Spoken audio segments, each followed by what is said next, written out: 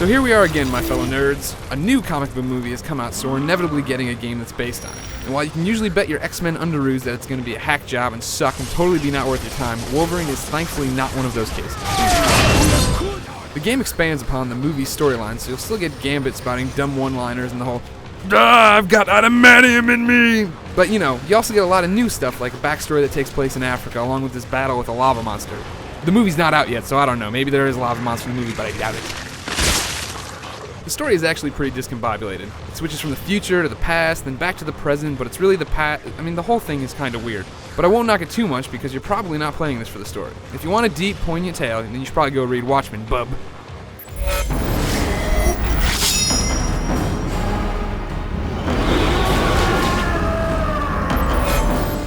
The great thing about this game is that the creators love the character.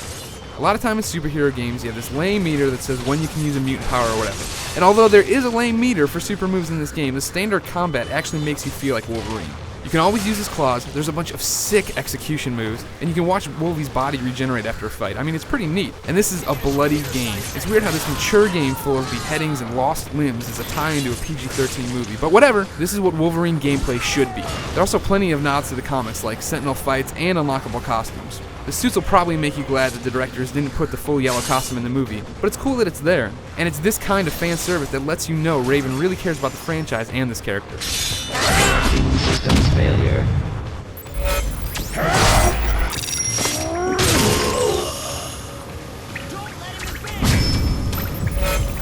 Flat out, this game is a guilty pleasure. The fighting is fast, fierce, and satisfying.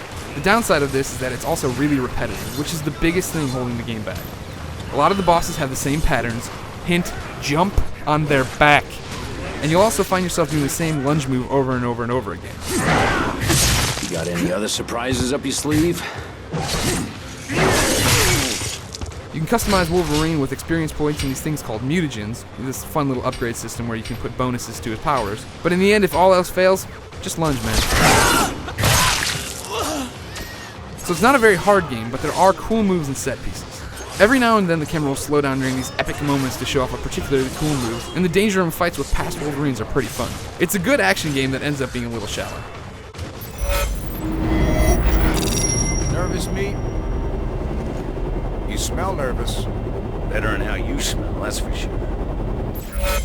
Wolverine is all about running around and wrecking shop like a feral beast.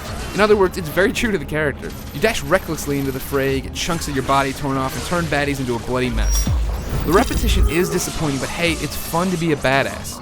For the full written review, head over to IGN.com, bub. Shink!